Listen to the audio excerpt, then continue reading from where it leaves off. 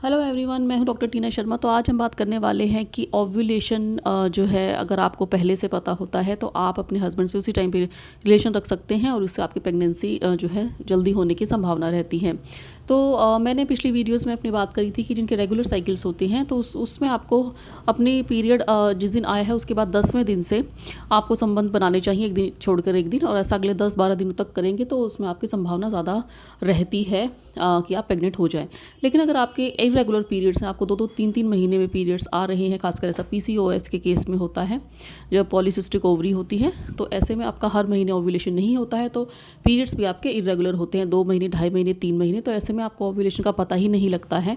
और अगर ओव्यूलेशन अगर आपके पीरियड्स भी आ रहे हैं तो उसमें उस साइकिल में हो सकता है ओव्यूलेशन हुआ ही ना हो, यानी कि एग बना ही ना हो।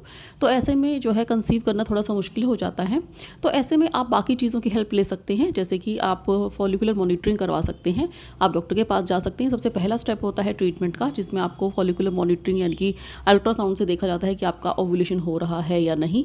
इसके लिए आपको मेडिसिन भी दी जा सकती हैं जिससे कि ओव्यूलेशन हो जाए, और उसको ट्रैक किया जाता है और अल्ट्रासाउंड के द्वारा डॉक्टर से। तो डॉक्टर्स पता लगा देती हैं कि अब आपका ओव्यूलेशन होने वाला है और आपको उस टाइम पे बता देती हैं कि इस टाइम पे आपको जो है संबंध बनाना है, और फिर आप उस टाइम पे आप संबंध बना सकते हैं। डॉक्टर आपको 3 या 4 दिन के लिए बोलती हैं और तब आपका जो है संभावना बढ़ जाती है कि आप प्रेग्नेंट हो जाएं। तो इस तरीके से एक साइंटिफिक मेथड है जिससे आप पता लगा सकते हैं कि ओव्यूलेशन हुआ है या नहीं। लेकिन तो इस तरीके से आप अपना जो है फॉलिकुलर मॉनिटरिंग करवा सकते हैं और अपनी प्रेगनेंसी के चांसेस बढ़ा सकते हैं। तो अब बात करते हैं कि अगर आपको आईयूआई ट्रीटमेंट कराना है, जो इसकी नेक्स्ट स्टेप होता है फॉलिकुलर मॉनिटरिंग के।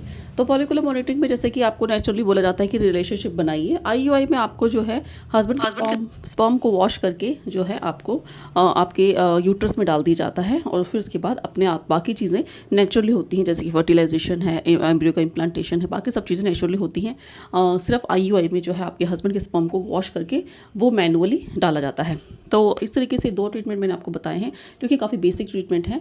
और अगर आप प्रेगनेंसी होने में अगर आपको दिक्कत हो रही है तो आप ये सब आप कंसीडर कर सकते हैं।